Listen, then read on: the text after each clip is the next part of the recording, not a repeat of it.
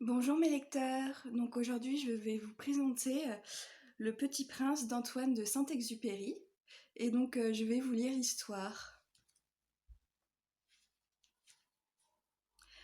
Lorsque j'avais 6 ans, j'ai vu, une fois, une magnifique image dans un livre sur la forêt vierge qui s'appelait Histoire vécue. Ça représentait un serpent boa qui avalait un fauve. Voilà la copie du dessin.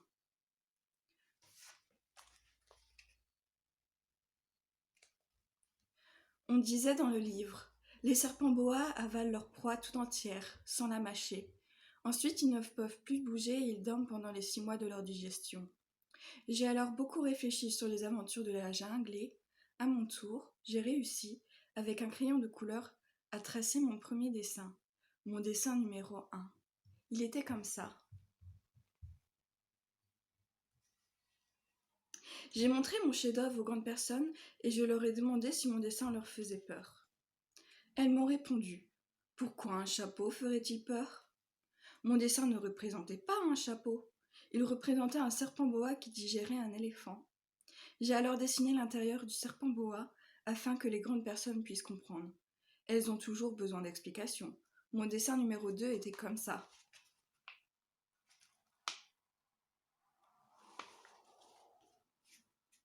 Les grandes personnes m'ont conseillé de laisser de côté les dessins de serpents boa ouverts ou fermés et de m'intéresser plutôt à la géographie, à l'histoire, au calcul et à la grammaire. C'est ainsi que j'ai abandonné, à l'âge de 6 ans, une magnifique carrière de peintre.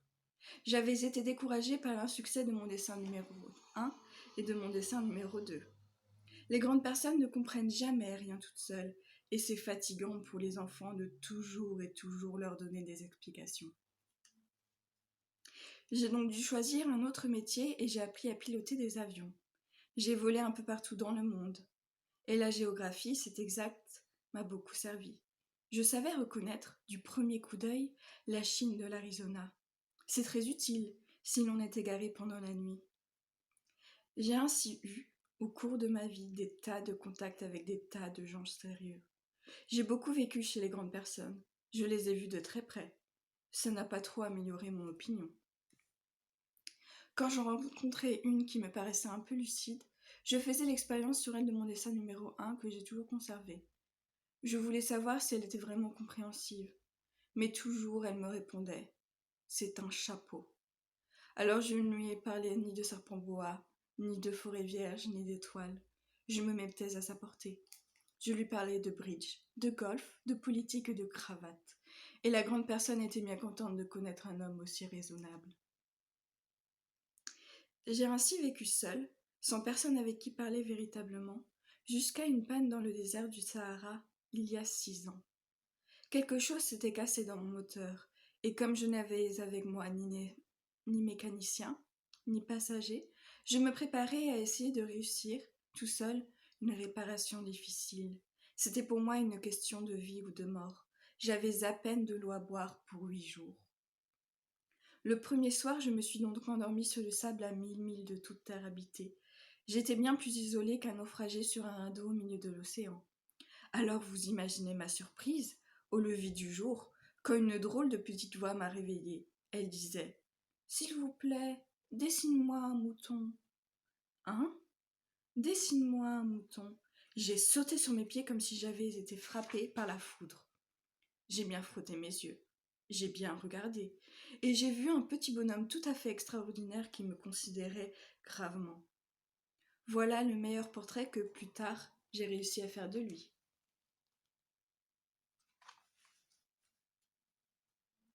Mais mon dessin, bien sûr, est beaucoup moins ravissant que le modèle. Ce n'est pas ma faute. J'avais été découragée dans ma carrière de peintre par les grandes personnes, à l'âge de 6 ans, et je n'avais rien appris à dessiner, sauf les boas fermés et les boas ouverts. Je regardais donc cette apparition avec des yeux tout ronds d'étonnement. N'oubliez pas que je me trouvais à 1000 milles de toute région habitée. Or, mon petit bonhomme ne me semblait ni égaré, ni mort de fatigue, ni mort de faim, ni mort de soif, ni mort de peur. Il n'avait en rien l'apparence d'un enfant perdu au milieu du désert à 1000 milles de toute région habitée. Quand je réussis enfin à parler, je lui dis « Mais Qu'est-ce que tu fais là ?» Et il me répéta alors tout doucement, comme une chose très sérieuse. « S'il vous plaît, dessine-moi un mouton. » Quand le mystère est trop impressionnant, on n'ose pas désobéir. Aussi absurde que cela me sembla à 1000 milles de tous les endroits habités et en danger de mort, je sortis de ma poche une feuille de papier et un stylographe. Mais je me rappelais alors que j'avais surtout étudié la géographie, l'histoire, le calcul et la grammaire, et je dis au petit bonhomme, avec un peu de mauvaise humeur, que je ne savais pas dessiner. Il me répondit, « Ça ne fait rien, dessine-moi un mouton. » Comme je n'avais jamais dessiné un mouton, je refis, pour lui, l'un des 2 seuls dessins dont j'étais capable, celui du boa fermé. Et je fus stupéfait d'entendre le petit bonhomme me répondre, « Non, non, je ne veux pas d'un éléphant dans un boa. Un boa, c'est très dangereux, et un éléphant, c'est très encombrant. Chez moi, c'est tout petit. J'ai besoin d'un mouton. Dessine-moi un mouton. » Alors j'ai dessiné. Il regarda attentivement, puis, « Non, celui-là est déjà très malade. Fais-en un autre. »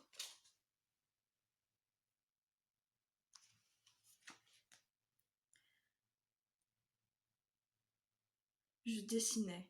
Mon ami sourit gentiment avec indulgence. « Tu vois bien, ce n'est pas un mouton, c'est un bélier. Il a des cornes. »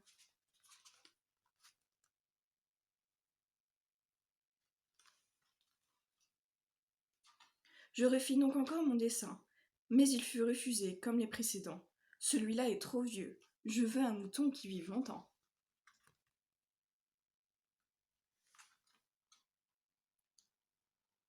Alors, faute de patience, comme j'avais hâte de commencer le démontage de mon moteur, j'ai griffonné ce dessin-ci. Et je lançai. « Ça, c'est la caisse. Le mouton que tu veux est dedans. »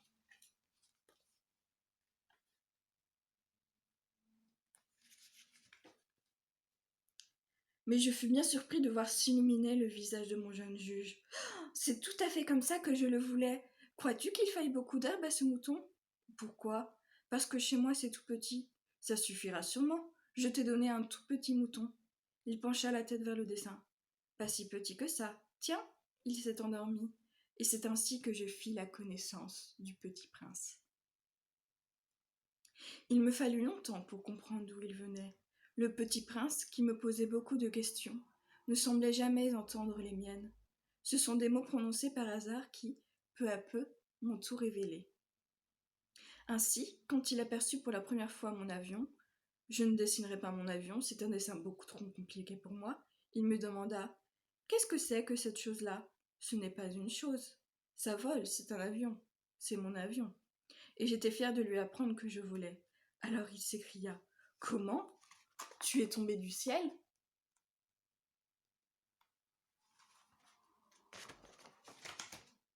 « Oui, fis-je modestement. Ah, ça c'est drôle. » Et le petit prince eut un très joli éclat de rire qui m'irrita beaucoup. Je désire que l'on prenne mes malheurs au sérieux. Puis il ajouta « Alors, toi aussi tu viens du ciel. De quelle planète es-tu » J'entrevis aussitôt une lueur dans le mystère de sa présence, et j'interrogeai brusquement « Tu viens donc d'une autre planète ?» Mais il ne me répondit pas. Il hocha la tête doucement tout en regardant mon avion. C'est vrai que là-dessus, tu ne peux pas venir de bien loin. Et il s'enfonça dans une rêverie qui dura longtemps.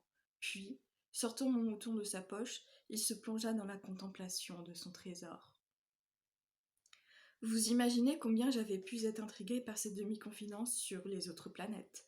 Je m'efforçais donc d'en savoir plus long. « D'où viens-tu, mon petit bonhomme ? Où est-ce chez toi ? Où veux-tu emporter mon mouton ?» Il me répondit après un silence méditatif. « Ce qui est bien, avec la caisse que tu m'as donnée, c'est que, la nuit, ça lui servira de maison. » « Bien sûr. Et si tu es gentil, je te donnerai aussi une corde pour l'attacher pendant le jour, et un piquet. » La proposition parut choquer le petit prince. « L'attacher ? Quelle drôle d'idée !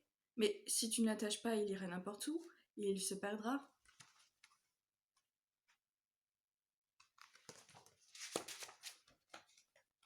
Et mon avis eut un nouvel éclat de rire. « Mais où veux-tu qu'il aille ? » ?»« N'importe où, droit devant lui. » Alors le petit prince remarqua gravement. « Ça ne fait rien, c'est tellement petit chez moi. » Et, avec un peu de mélancolie, peut-être, il ajouta Droit devant soi, on ne peut pas aller bien loin. J'avais ainsi appris une seconde chose très importante, c'est que sa planète d'origine était à peine plus grande qu'une maison. Ça ne pouvait pas m'étonner beaucoup. Je savais bien qu'en dehors des grosses planètes comme la Terre, Jupiter, Mars, Vénus, auxquelles on a donné des noms, il y en a des centaines d'autres qui sont quelquefois si petites qu'on a beaucoup de mal à les apercevoir au télescope. Quand un astronome découvre l'une d'elles, il lui donne pour nom un numéro. Il l'appelle par exemple l'astéroïde 3251.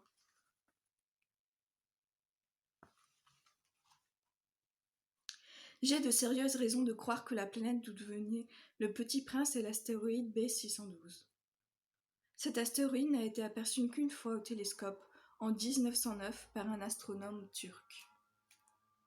Il avait fait alors une grande démonstration de sa découverte à un congrès international d'astronomie, mais personne ne l'avait cru à cause de son costume. Les grandes personnes sont comme ça.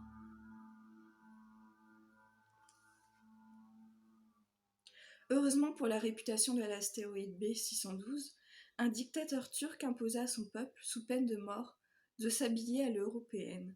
L'astronome refit sa démonstration en 1920 dans un habit très élégant. Et cette fois-ci, tout le monde fut de son avis.